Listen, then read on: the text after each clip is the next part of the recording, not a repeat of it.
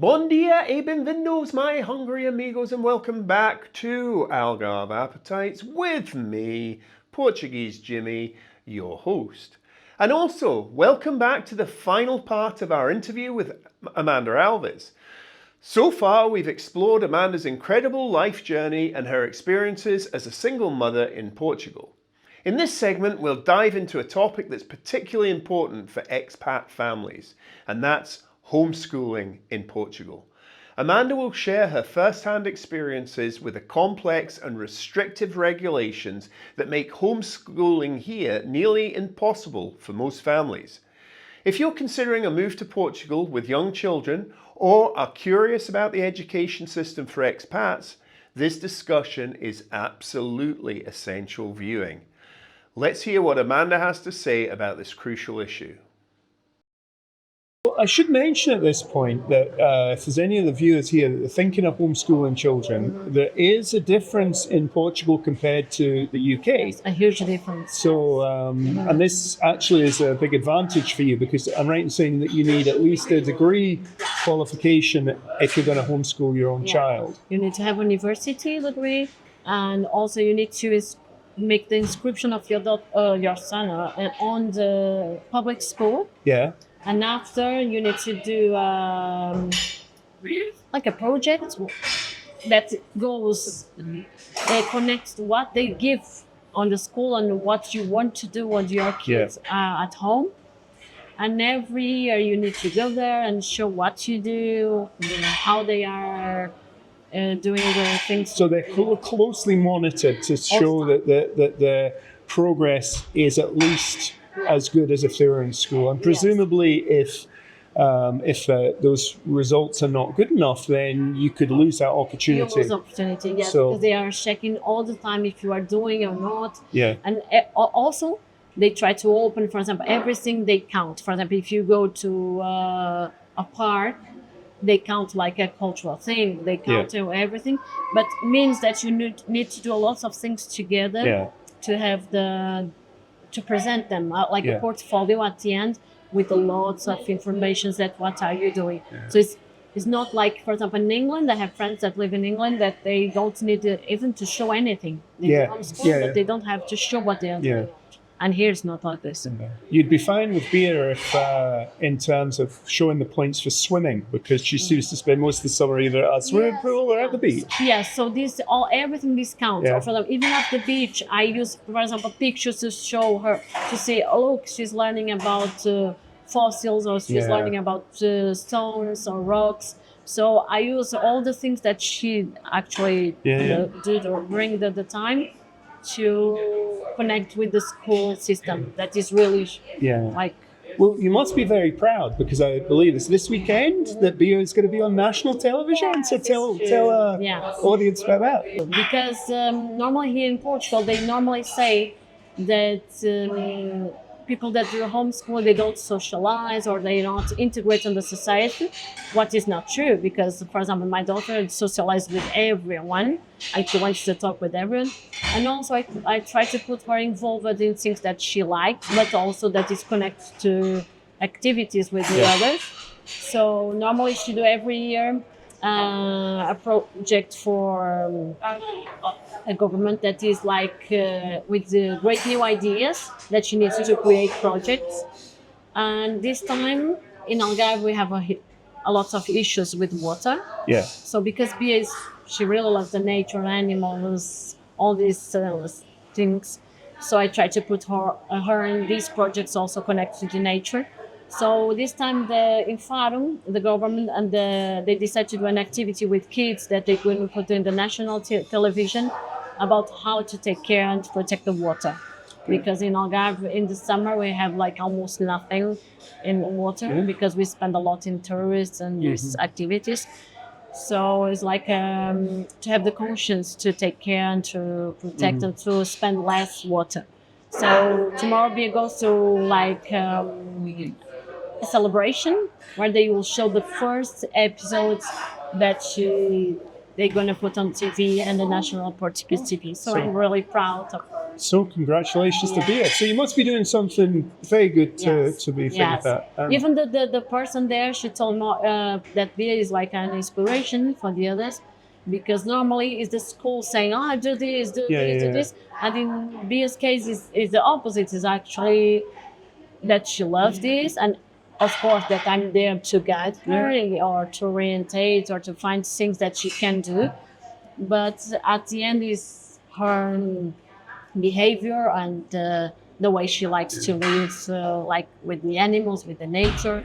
And I think this is the most important thing that I can give to her, is that she can grow up and respect children. And as I say, I think when we met her, she was 7, just turning 8. Now she's just turning 10. So it's a very important time of her life that we've been honoured to share with her. But she's a very confident young lady. Really, yeah. So, and do you think that is because she's had more focus from you to teach her one-on-one rather than maybe being in the public school? Yeah, I'm sure of this, because actually I don't believe anymore in the school system. I believe in education. Yeah. I believe in everything that you can have by studying. I study a lot all the time, but I don't believe in the way the school is, because you cannot pay attention. The school like it is was made in the Industrial Revolution to create people with the format that was ideal to put them in the industry, working and doing the same thing. And now, 100 years after, we still have exactly the same school with the same system and the same amount of kids inside the classroom. That is impossible. That a teacher, even if he's the best teacher ever, he cannot check all the kids. He cannot pay attention on your talent or if you have something. The other day we are talking about you. Oh, anyone cares in my time? And if we have like something, oh, I don't see, I don't care, or I have dyslexia, I don't care. Because actually this type of school is not connected to our world now. Yeah. So when you have homeschooling, of course, that you can check what is the talent of this person. Yeah. So, for example, Bia loves science. So, and she loves animals, and so I put her connect to this world that she loves and she likes, and she can know much more and understand the context. Yes, so this is amazing. And also because all the kids, and now all the psychologists know that we learn touching, we learn trying, we learn looking for the things. And at school we cannot say this. So here, for example, Bia knows everything about fossils because we have in the farm, because we have on the beach, because so she can touch, she can check, she can experience the knowledge. So this is much better, and actually the schools, they cannot offer this. More they try a little bit, and sometimes but it's too much, and they cannot do this. So for me, it's homeschooling is well, I'm sure it's the same in Portugal, but I know with my kids educated in the UK, it seemed crazy to me that they could do trigonometry and calculus, but they didn't know how to open a bank account or to pay their taxes, or that they had apply for a mortgage or any of these things, which is so much more important than mathematics, which only an engineer is going to use. Not that I'm saying that isn't important, but if you're not going to become a building bridges or airplanes or whatever, surely we should focus on the skills that you need in your everyday life rather than a tiny set of skills. Yes, and also understand that sometimes you are not good in this, but you are really good in this. And the school needs that everyone are good in this, things that they put in their minds. But it's not true. Because perhaps sometimes, for example, me, I'm amazing in everything that has letters. But numbers, awful. It's not my thing. And it's okay. I'm still intelligent. I'm still really useful for the society. I'm still really intelligent. But the school puts on you this, oh, you are not good in maths. You are not good. You are not okay. You cannot go to another degree because you are not good enough on this. And takes you, your self-esteem, your confidence and yourself. And this is all fair because you cannot grow with the self-confidence that you need to be like a person in the world today. And also the system like this creates a lot of bullying situations. Sure. Like a lot of problems that the schools here have all the time. And not just here, but Yeah. always. Yes, I don't know, like in the other countries, but I know, for example, from France and also from here, that we have a lot of issues connected to bullying, and this is because it's some problem in between the education. Yeah. So yeah, I mean, obviously, I guess the negatives of homeschooling are pretty obvious. I mean, it takes a lot of your time and planning, and you have to also find time to earn money because and money. Yes, this is a good thing because normally homeschooling demands money. Because, for example, it's not that you should have money, but more money you have, more opportunities you can give to your daughter. For example, the other day I went to Lisbon, and because I was there to the launch of my book, I went with Bia in Oceanário, and she loved to see all this universe. After I went with her in a place that is a huge place for science.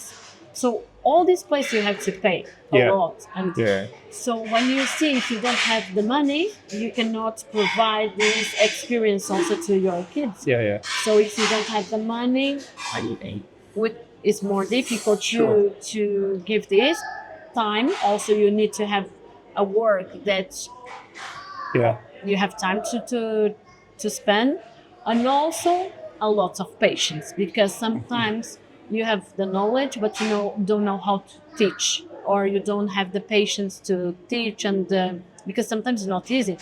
Because at school it's easy to send the kid for the school and he stay there all day.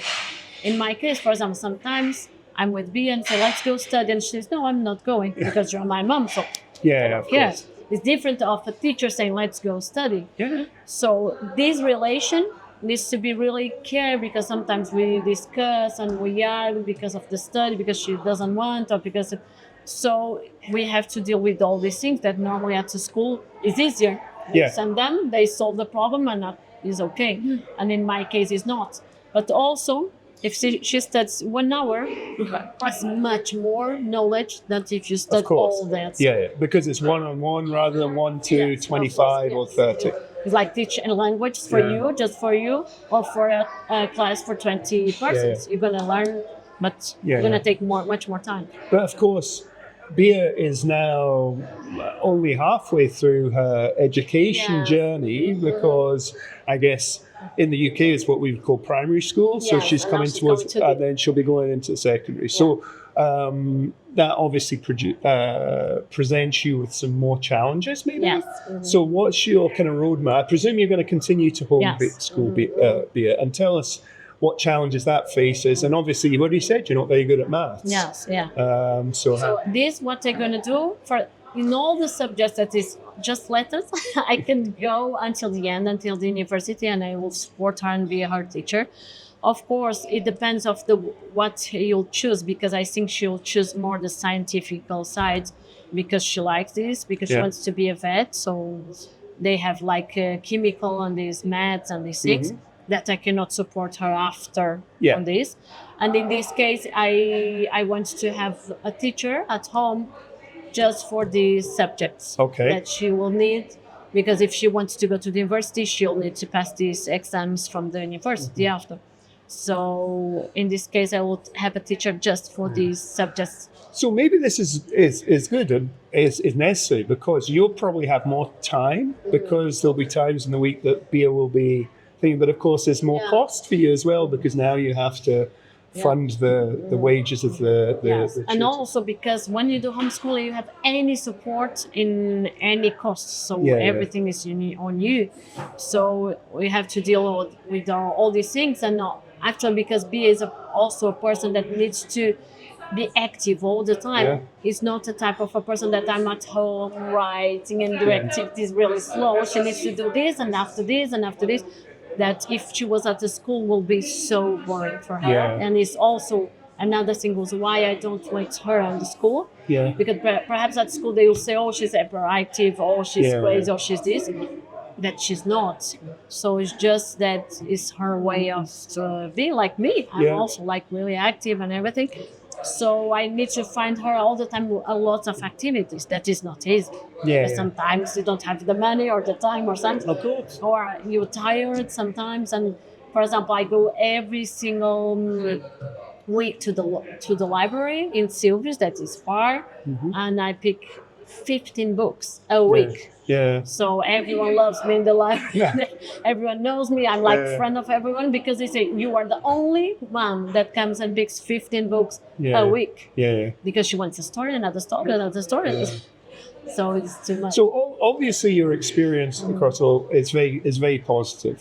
There's challenges, and I should point out where you said that you have an opportunity to homeschool your child because you have a degree. If there's any viewers that are considering that path, obviously that can be replaced by a private tutor. Yes, can be, but it's really difficult. Here, don't have the disability, you can have another way that they call here ensino individual, that is individual study, that it has another name, because this name of homeschooling here, because it's home, is in the law that should be someone on the family. Oh, yes. Okay. Or for example, if it was not me, could be for example my mom, grandmother, but anyone from the outside. Yeah. But if you need someone from the outside, it's much more work and it's so difficult. Okay. Yes. So really, if you're going down the route of homeschooling, it really needs to be someone within the family that has the qualifications. Yes, aunt or perhaps an uncle, but needs to be connected to the family and be on the family also, because they suppose that this is the project of homeschool, is to be at home learning in this home process, because on the Constitution we have that, like parents, we have the right to choose the educations to our sons, and it's why they changed it and they open this possibility to homeschooling. That is in Portuguese is ensino doméstico, is because it's in house.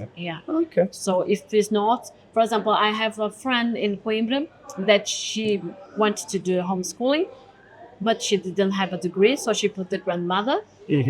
But the grandmother didn't have time because she was a teacher at school.